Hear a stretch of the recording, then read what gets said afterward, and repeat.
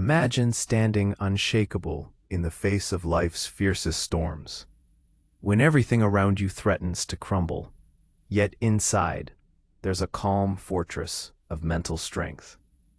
This is the extraordinary power that Stoicism invites us to cultivate, a path tread centuries ago by Marcus Aurelius, who discovered that true peace doesn't come from avoiding hardship, but from mastering our inner world amid it.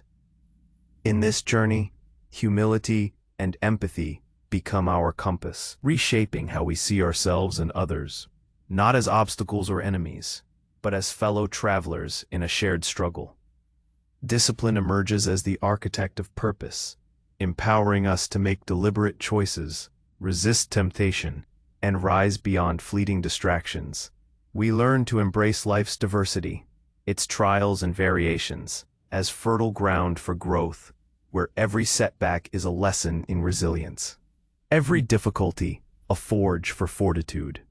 Yet, our perceptions are colored by experience, but through Stoic wisdom, we gain the power to master our reactions, to change the story running in our minds, and thereby change our destiny.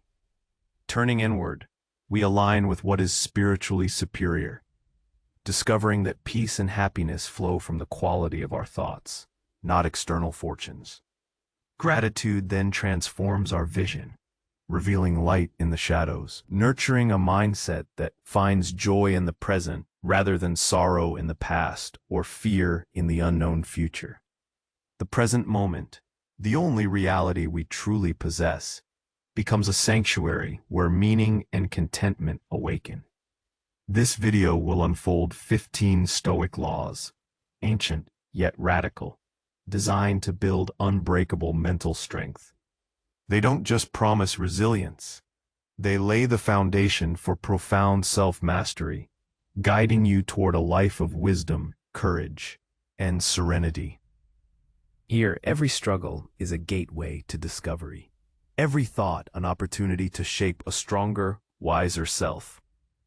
If you're ready to meet life's chaos, not with despair, but with unwavering calm and clarity, this journey into Stoicism is your map, and it starts right now. 1. Embrace humility to strengthen connection. 2. Cultivate empathy as a bridge to others. 3. Build discipline as the path to purpose. 4. Choose conscious decisions over impulse. 5. See diversity as a catalyst for growth. 6. Transform adversity into resilience. 7. Master your perception to control reaction.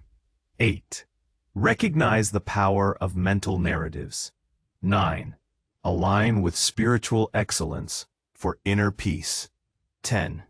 Understand happiness comes from thought quality. 11. Practice gratitude to shift your worldview. 12. Live fully in the present moment. 13. Release regret for the past. 14. Let go of anxiety about the future. 15. Accept circumstances and act with virtue. If this journey into understanding life's chaos with unwavering calm and clarity is resonating with you, please take a moment to like this video and share it with someone you believe needs to hear these insights. Your support helps us spread these timeless teachings to a wider audience, fostering a community dedicated to inner strength and wisdom. Now, as promised, let us delve deeper into these 15 Stoic laws, ancient yet profoundly relevant, designed to forge unbreakable mental strength in our modern world. 1. Embrace humility to strengthen connection. The first law invites us to embrace humility, not as a form of self-abasement, but as a clear, honest assessment of our place in the vast tapestry of existence.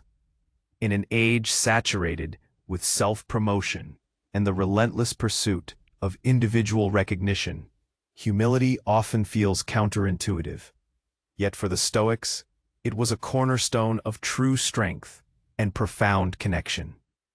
They understood that our individual lives, with all their triumphs and struggles, are but tiny fragments of a much larger, interconnected whole.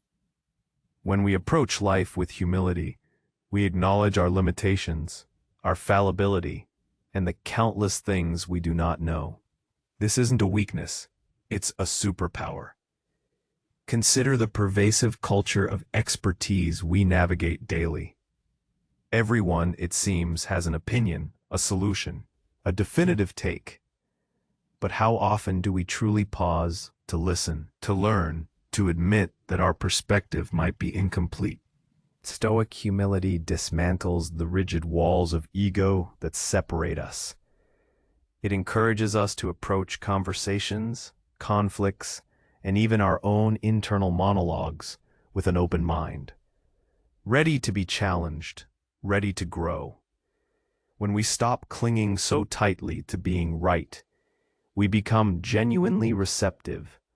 We open ourselves to the wisdom of others, to new ideas, and to the inherent value in every individual's experience. In practice, embracing humility means consciously choosing curiosity over judgment.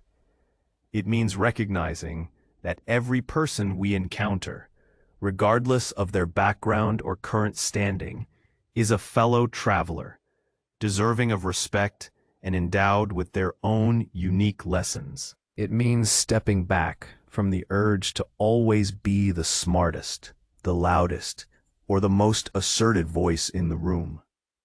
Instead, it invites us to be the most observant, the most understanding, the most willing to connect on a human level. This isn't about diminishing your self-worth. It's about expanding your capacity for empathy, for learning, and for building relationships rooted in mutual respect, rather than competitive posturing. When you truly understand that you are but one part of a grand design, the urge to dominate or to prove yourself constantly diminishes, replaced by a quiet strength that finds profound connection in shared humanity. 2. Cultivate empathy as a bridge to others.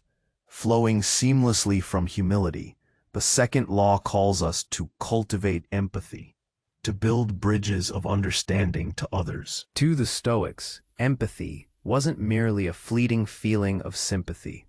It was a rational understanding of our shared human condition, a profound recognition of our interconnectedness, and a powerful antidote to anger, resentment, and isolation. Marcus Aurelius famously reminded himself, the best way to avenge yourself is to not be like them. This isn't about weakness, but about wisdom. It's a call to understand the forces that drive others, even when those forces manifest in behaviors we find difficult or even offensive. In our fragmented modern world, where political polarization, social divisions, and online anonymity often amplify our differences, empathy is more crucial than ever.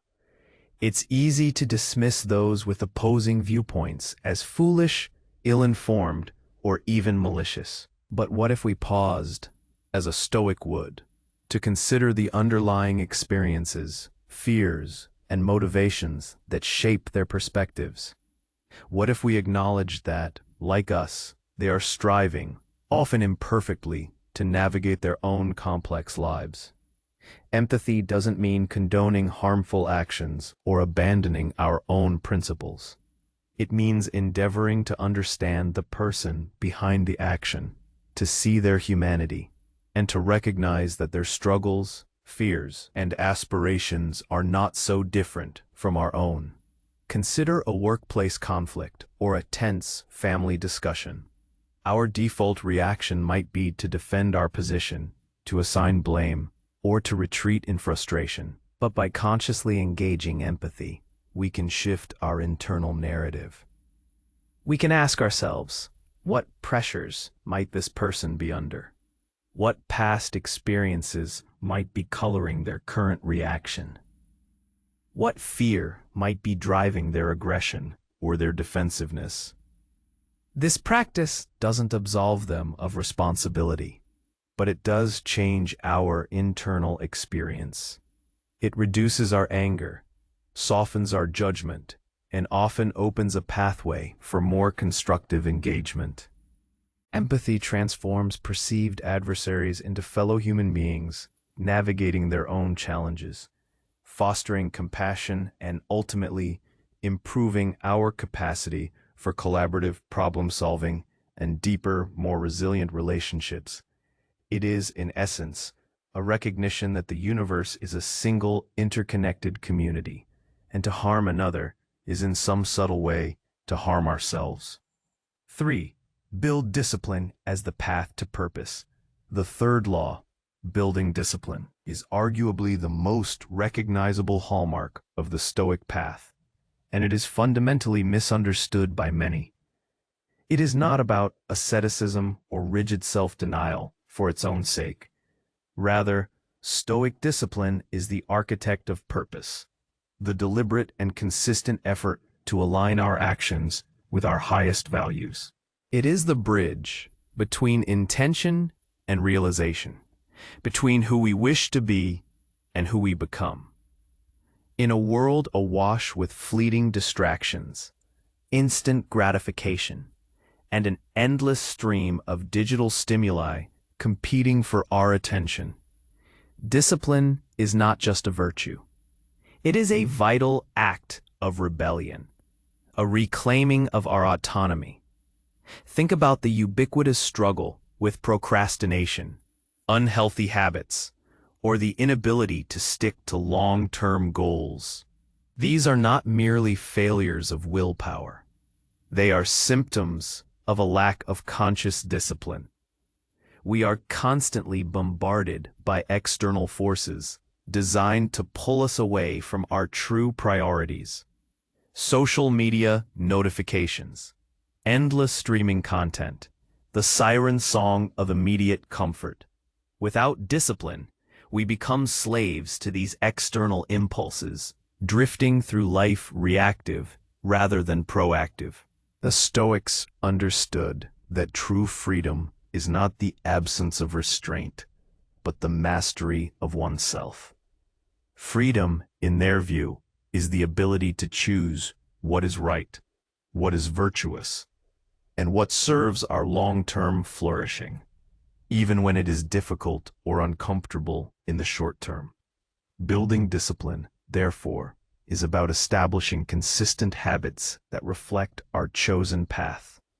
It means setting boundaries, not just with others, but with ourselves. It involves daily practices, whether it's meditating for 10 minutes, reading a challenging book instead of mindless scrolling, or committing to a difficult task even when motivation wanes. It is the understanding that consistency, even in small acts, compounds over time to create profound transformation. Marcus Aurelius urged himself, and by extension us, to do what is necessary, and whatever else remains, do it for your purpose. Discipline empowers us to make deliberate choices, to resist the temptations that pull us off course, and to rise above fleeting distractions. It's the daily commitment to showing up for yourself, to honoring your deeper values, and to actively constructing the life of purpose and meaning you envision. Choose conscious decisions over impulse. Closely linked to discipline, the fourth law elevates the significance of choosing conscious decisions over impulse. This is about reclaiming the space between stimulus and response, a space where our freedom and power truly reside. In the rush of modern life, where decisions are often made under pressure, fueled by emotion, or simply on autopilot, we frequently find ourselves acting impulsively, only to regret it later. Whether it's an angry email sent in the heat of the moment, an unnecessary purchase driven by fleeting desire, or a commitment made without proper thought, impulsive actions frequently lead to undesirable outcomes. The Stoic practice is to pause, to take a breath, to bring reason to bear on the situation before us. Epictetus taught that it's not events themselves that disturb us, but our judgments about them, and these judgments often manifest as impulses. When faced with a challenging situation, an insult, a tempting distraction, or a sudden desire, our immediate, unexamined reaction is almost always impulsive. It's a knee-jerk response, driven by ingrained habits, emotional triggers, or societal conditioning. Conscious decision-making, by contrast, involves stepping back, observing the impulse, and then deliberately choosing a response that aligns with our core values, our long-term goals, and our rational assessment of the situation. Imagine a scenario where someone criticizes your work unfairly. The impulse might be to lash out, to defend yourself aggressively, or to retreat in anger. A conscious decision, however, would involve acknowledging the surge of emotion, taking a moment to calm yourself, and then considering the most effective and virtuous response. Perhaps it's asking for clarification, perhaps it's recognizing their own insecurity, or perhaps it's simply letting the comment pass without internalizing it. This law encourages us to develop a habit of reflection before reaction, to cultivate an inner pause button. It empowers us to act with intention rather than simply being acted upon. By consistently choosing conscious decisions over impulsive ones, we avoid the pitfalls of regret. We reinforce our discipline, and we steadily build a life that is truly our own, shaped by deliberate choices rather than by accident or whim. It is in this pause, this moment of conscious choice, that we exert our true dominion over our inner world. See diversity as a catalyst for growth.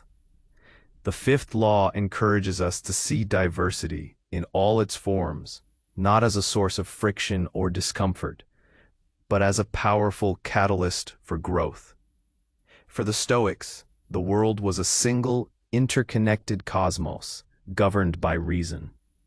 This worldview naturally extended to human society, where differences in culture, perspective, and experience were seen not as anomalies to be feared, but as integral components of a rich and dynamic whole.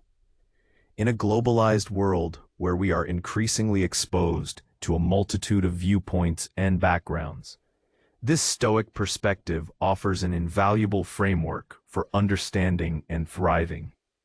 Often, our default human tendency is to gravitate towards the familiar, to seek out those who think and act like us. This tribal instinct, while offering a sense of security, can also limit our understanding, narrow our perspective, and stunt our intellectual and personal growth. The Stoics would challenge this comfort zone, urging us to embrace the friction and challenge that come from encountering difference. Just as a sculptor shapes raw stone, the varied experiences and perspectives of others can refine our own thoughts, challenge our assumptions, and expand our worldview in ways that homogeneous environments never could. Consider the modern workplace, where diverse teams are increasingly recognized for their innovation and problem-solving capabilities. These teams often face initial challenges due to differing communication styles, cultural norms, and approaches to tasks. However, it is precisely this diversity that, when navigated with humility and empathy, leads to more robust solutions, creative breakthroughs, and a deeper understanding of complex issues.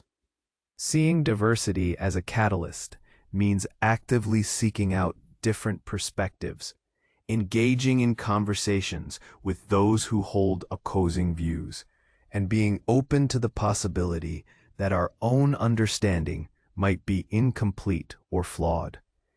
It means recognizing that every unique individual, every varied culture, every distinct viewpoint, adds a vital thread to the rich tapestry of human experience, offering new insights and opportunities for our own development. This embrace of diversity transforms potential conflict into fertile ground for expansion, forging a more adaptable, resilient, and insightful self. The sixth law lies at the very heart of Stoicism, the unwavering commitment to transform adversity into resilience. This isn't about masochism or pretending that difficulties don't hurt. It's about a profound shift in perspective, recognizing that the external events themselves are often beyond our control, but our response to them is entirely within our power. And it is in this response that we forge our character and strengthen our inner resolve. The impediment to action advances action. What stands in the way becomes the way. Marcus Aurelius famously wrote, "This is the essence of converting stumbling blocks into stepping stones." In our contemporary lives, adversity manifests in countless ways. A sudden job loss, a health crisis, a broken relationship, financial struggles, or unexpected global turmoil. Our initial, natural reaction is often fear, anger, or despair. We feel victimized, overwhelmed by circumstances outside our control. The Stoic approach, however, invites us to pause and consider, while I cannot control that this happened, what can I control about how I respond to it? What lesson can be extracted from this difficulty? What opportunity for growth does this challenge present? This doesn't mean passively accepting fate. It means actively engaging with reality and choosing a virtuous path forward, regardless of the hardship. The practice of premeditatio malorum, the premeditation of evils, is a powerful Stoic tool for building resilience. By regularly contemplating potential setbacks and challenges, we mentally rehearse our virtuous responses, thereby diminishing their power to shock and destabilize us when they actually occur. When faced with a real crisis, this mental preparation allows us to approach it with a measure of calm and clarity, enabling us to ask, what can I learn from this? How can I adapt? What inner strength can I call upon now that I didn't know I possessed? Adversity, seen through the Stoic lens, becomes a forge. It is in the heat and pressure of difficulty that our mental fortitude is tested, hardened, and ultimately strengthened. Every setback, every challenge, every uncomfortable experience becomes a practical lesson in resilience. A chance to prove to ourselves that our inner fortress remains unshakable, regardless of the storms raging outside. It's an ongoing process of refining our character and discovering the depths of our own inner power. Master your perception to control reaction. The seventh law, mastering your perception to control reaction, is arguably the most fundamental principle of Stoicism, the bedrock upon which all other mental strength is built. Epictetus articulated it succinctly. It's not what happens to you, but how you react to it that matters. This isn't just a clever saying. It's a profound truth about human experience. Our external world is full of events, people, and circumstances largely beyond our direct control. What we can control, however, is our internal response to these externals, how we interpret them, what meaning we assign to them, and thus, what emotions they trigger within us. This is the essence of mastering perception. Consider the daily barrage of information and interaction in our modern lives. News headlines, social media comments, a colleague's offhand remark, a traffic jam, a sudden change of plans. Each of these events is, in itself, neutral. It's our interpretation, our perception that colors it as good or bad, threatening or benign, frustrating or merely inconvenient. If we perceive a traffic jam as a personal affront designed to ruin our day, we will inevitably react with anger and stress. If we perceive it as an unavoidable circumstance, an opportunity for quiet reflection or listening to an audiobook, our reaction will be entirely different, one of calm acceptance. The practice of mastering perception involves consciously exercising the dichotomy of control, clearly distinguishing between what is within our power, our judgments, opinions, desires, actions, and what is not, external events, other people's actions, the weather, the past, the future. By consistently directing our attention and energy only towards what is within our control, we free ourselves from the immense emotional turmoil that arises from wishing things were different, from fighting against reality. This doesn't mean being indifferent to some. It means addressing them through effective action where possible, and accepting with equanimity those aspects that are truly beyond our influence. It's about recognizing that our peace and happiness flow not from the absence of external challenges, but from the quality of our judgments about them.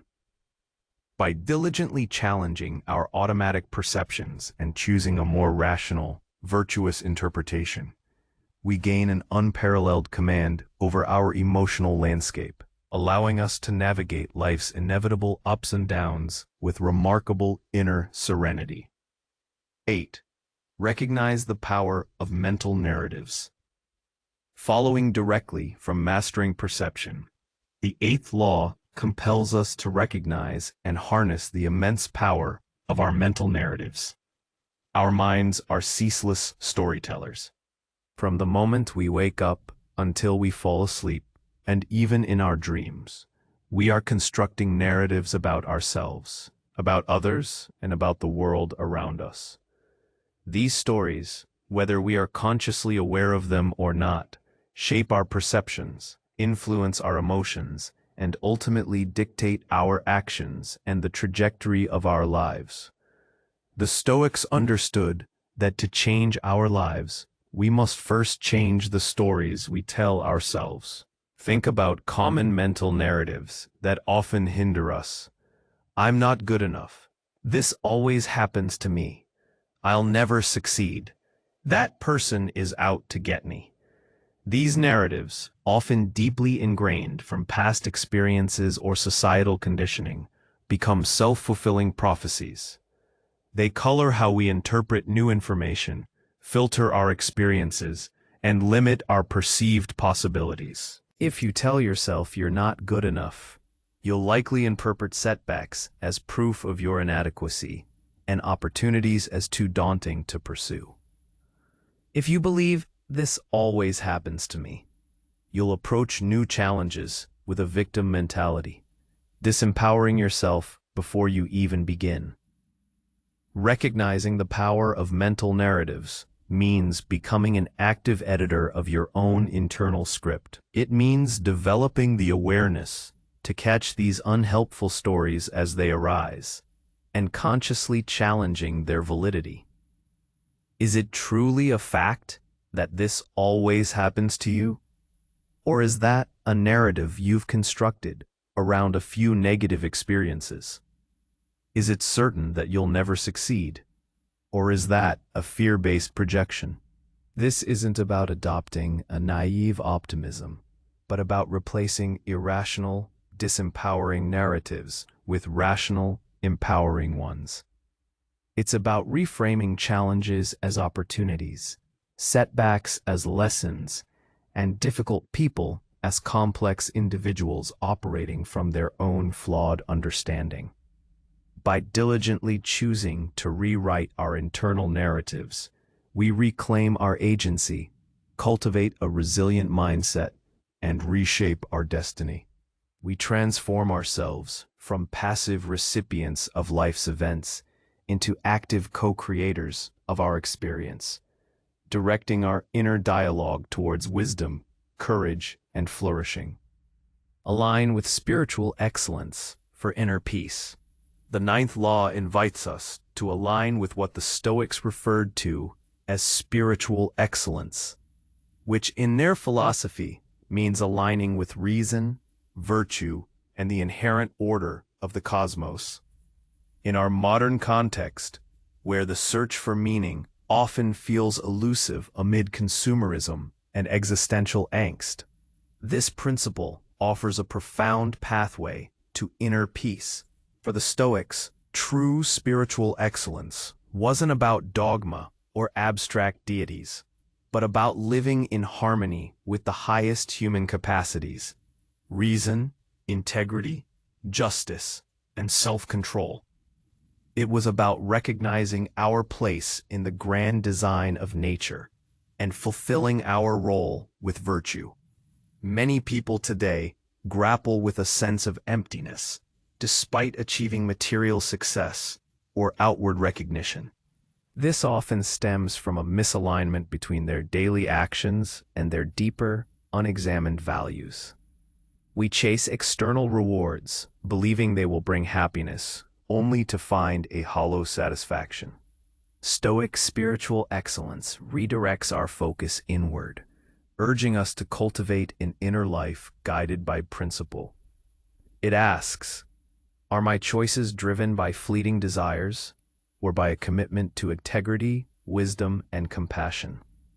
Am I acting in accordance with my rational nature, or am I swayed by irrational passions and external pressures? Aligning with spiritual excellence means making virtue our primary pursuit. It means asking ourselves in every situation, what would a wise, courageous, just, and temperate person do here? It means understanding that our purpose is not merely to exist, but to live well, to contribute to the common good, and to continually refine our character. This internal orientation provides an unshakable source of meaning and contentment, one that is independent of external fortunes.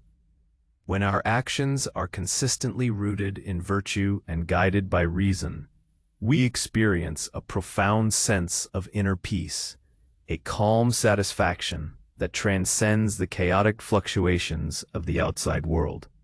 It is the realization that true fulfillment comes not from accumulating more, but from becoming more ethical, more rational, more aligned with the best within us and the order of the universe. 10. Understand happiness comes from thought quality. The 10th law is a radical yet liberating truth. Happiness, or more accurately, eudaimonia, human flourishing, comes from the quality of our thoughts, not from external circumstances or possessions. This principle directly challenges the prevailing narrative of our consumer-driven society, which constantly bombards us with the message that happiness can be bought, acquired, or achieved through external means: a new car, a perfect relationship, a higher status, an exotic vacation. The Stoics fundamentally disagreed, asserting that true contentment is an inside job. We often observe this truth in our daily lives, even if we don't articulate it stoically.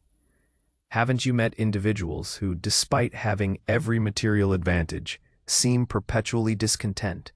And conversely, haven't you encountered those who, facing significant hardships, maintain a remarkable sense of inner peace and joy? The difference lies in the quality of their thoughts, their internal processing of reality. If our thoughts are dominated by envy, resentment, fear, or a constant craving for more, then even an abundance of external goods will fail to satisfy. Our internal state will remain one of scarcity and dissatisfaction. Understanding that happiness comes from thought quality empowers us to reclaim our emotional well-being. It shifts the locus of control from the unpredictable external world to our own minds, which are, as we've discussed, entirely within our dominion. This means actively curating our internal landscape. It means challenging negative thought patterns, practicing gratitude, reframing adversity, and focusing on what is within our control. It's about cultivating an inner environment characterized by clarity, reason, and virtue. When our thoughts are aligned with wisdom and truth, when we appreciate the present moment and accept what cannot be changed, a deep and abiding sense of contentment naturally emerges. This isn't fleeting pleasure, which is dependent on external stimuli, but a stable, resilient form of flourishing that makes us truly independent of the capricious whims of fortune.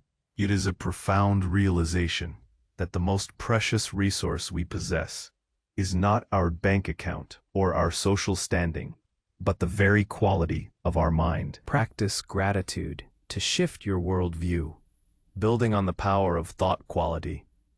The 11th law emphasizes the transformative power of practicing gratitude to fundamentally shift our worldview. In a world that often encourages us to focus on what we lack, on what others have, or on what's going wrong, gratitude serves as a powerful antidote, revealing the abundance and blessings that are already present in our lives. It's not about ignoring suffering or pretending everything is perfect. It's about consciously choosing to acknowledge the good, thereby rewiring our brains to find light even in the shadows.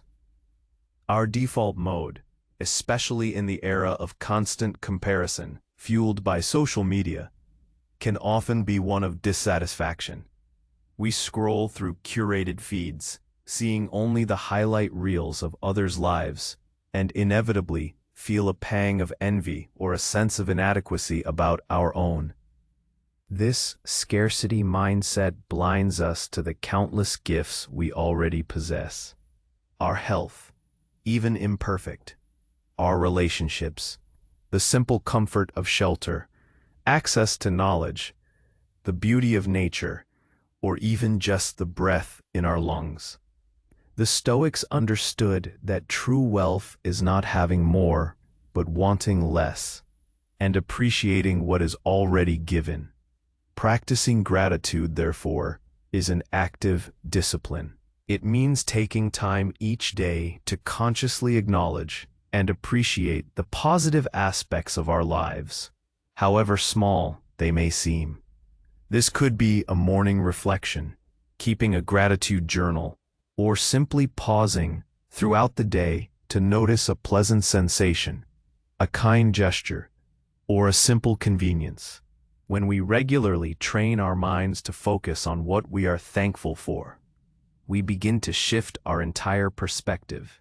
Problems don't disappear, but they are contextualized within a broader framework of appreciation. Our sense of well-being increases, our resilience strengthens, and our capacity for joy expands. Gratitude is not a passive emotion. It is a powerful lens through which we choose to view the world, converting potential sorrow into present contentment, and transforming scarcity into a recognition of profound abundance. It helps us remember that the present moment, which is the only reality we truly possess, is always rich with potential for meaning and appreciation. 11. Live fully in the present moment. The 12th law, to live fully in the present moment, is a profound call to anchor ourselves in the only reality we ever truly possess. In our hyper-connected, fast-paced world, we are constantly pulled in multiple directions, dwelling on past regrets, planning for future anxieties, or simply being distracted by an endless stream of digital notifications. This constant mental time travel prevents us from experiencing life as it unfolds, robbing us of genuine engagement and the profound peace found in the now. The Stoics understood that the past is gone, the future is uncertain, and only the present moment offers us the opportunity for virtuous action and true contentment. Think about how often we find ourselves physically present, but mentally absent. We eat meals while scrolling, have conversations while planning our next task, or walk through nature without truly seeing it. This pervasive state of distraction leads to a feeling of being perpetually out of sync with our own lives, a sense that genuine happiness is always just around the corner, waiting for us to get things done. But the Stoics would remind us that life is lived in the present. Every opportunity for growth, every chance for connection, every moment of beauty happens now. Living fully in the present moment is an active practice of mindfulness and intentionality. It means consciously bringing our attention back to what we are doing, seeing, hearing, and feeling in this very instant. When you are drinking water, truly taste it. When you are listening to someone, truly listen. When you are working, fully immerse yourself in the task at hand. This practice isn't about ignoring planning or learning from the past. It's about not allowing those mental activities to hijack our ability to engage with the richness of our immediate experience. It helps us cultivate a profound sense of presence, reducing stress, enhancing our engagement with life, and allowing us to find deep meaning and contentment in the ordinary moments that make up the vast majority of our existence. By truly inhabiting the present, we discover that happiness is not a destination to be reached, but a state of being to be cultivated, here and now. 13. Release regret for the past. The 13th law, releasing regret for the past, is a powerful liberation. We all carry burdens from yesterday. Mistakes made, opportunities missed, words spoken in haste, hurts endured. These past events, though unchangeable, often haunt our present, consuming mental energy, fueling self-recrimination, and preventing us from moving forward. The Stoics understood that dwelling on what cannot be altered is not only irrational, but profoundly self-defeating. The past is fixed. It is beyond our control. Our power lies only in our response to it now. Consider the endless loop of what-ifs or if-onlys that can consume our minds. We replay scenarios, wishing we had acted differently, said something else, or chosen another path. This mental reenactment, while seemingly productive, actually serves no purpose other than to inflict suffering upon ourselves. It prevents us from learning from the past, and crucially, from acting effectively in the present.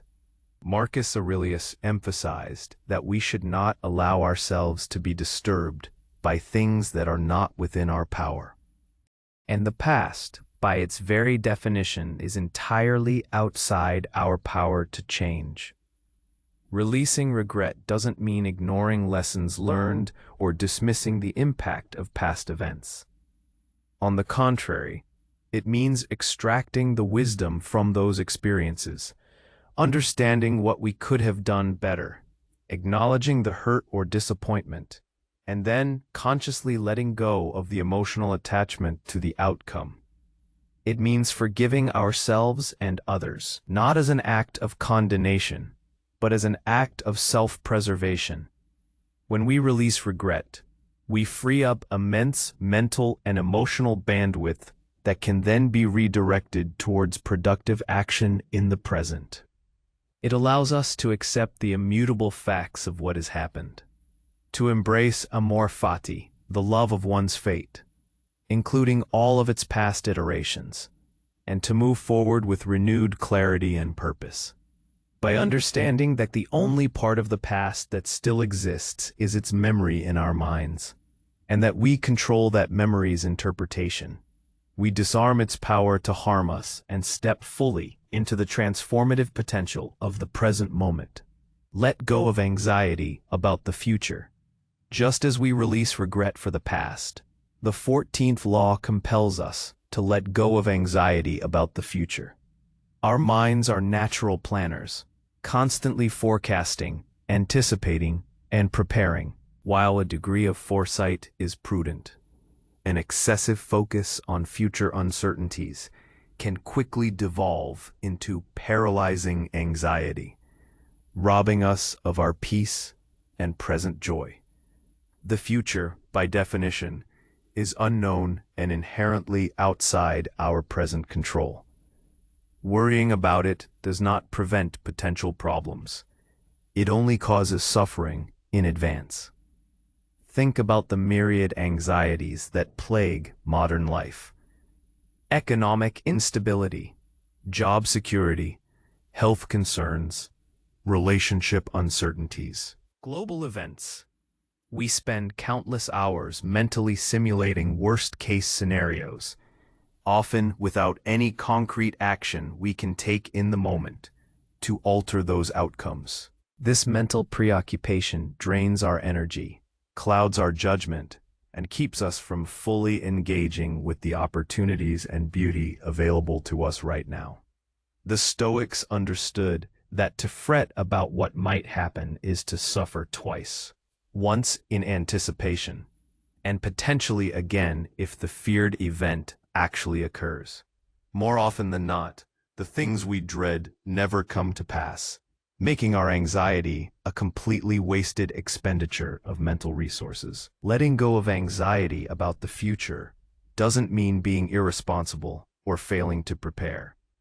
It means focusing our energy on what we can control in the present moment to influence favorable outcomes, and then calmly accepting the inherent uncertainty of what lies ahead. It means practicing the premeditatio malorum, not to induce fear, but to mentally prepare for potential challenges so that if they arise, we can face them with composure and wisdom. It means directing our attention to virtuous action today, knowing that this is the most effective way to shape a positive tomorrow. By anchoring ourselves in the present, taking wise actions, and recognizing that our peace of mind is not dependent on the predictability of the future, we free ourselves from the emotional tyranny of worry. We cultivate a calm confidence, secure in the knowledge that whatever the future may bring, we possess the inner resources to meet it with resilience and grace. Accept circumstances and act with virtue. Finally, the 15th and perhaps most encompassing law is to accept circumstances and act with virtue. This is the culmination of all the Stoic teachings we've discussed, synthesizing humility, empathy, discipline, conscious choice, resilience, mastery of perception, the power of narrative, spiritual excellence, thought quality, gratitude, and presence. It is the practical application of amor fati, the love of one's fate, not a passive resignation, but an active, intelligent engagement with reality as it is, followed by purposeful, ethical action within those constraints. In life, we frequently encounter situations that are unchangeable. The past is immutable. Certain natural events are inevitable. Other people's choices are beyond our direct control, and our own physical limitations are a part of our human condition. Our instinctive reaction might be to rail against these circumstances, to wish they were different, or to fall into despair. But this resistance, as the Stoics knew, only prolongs our suffering. Acceptance is not weakness. It is the ultimate strength. It is recognizing the boundaries of our power and making peace with what is. However, Stoic acceptance is never passive. It is always coupled with a resolute commitment to act with virtue. Once we have accepted the unchangeable facts of our situation, the question shifts from, "Why is this happening to me?" to, "Given these circumstances, what is the most virtuous action I can take right now? What would wisdom dictate? What would courage demand? What is the just response?" What does temperance suggest? This isn't about giving up. It's about channeling our energy from futile resistance into productive, ethical engagement. If a job is lost, accept it. Then virtuously search for a new one. Adapt your skills and maintain your integrity. If a loved one acts unfairly, accept their human fallibility. Then virtuously choose to communicate with clarity, set boundaries, or extend compassion. This law teaches us that our serenity does not depend on the world conforming to our preferences, but on our ability to embrace the world as it unfolds and to respond to it with our highest character. It is in this profound acceptance, coupled with unwavering virtuous action, that we find true freedom, deep peace, and an unshakable sense of purpose.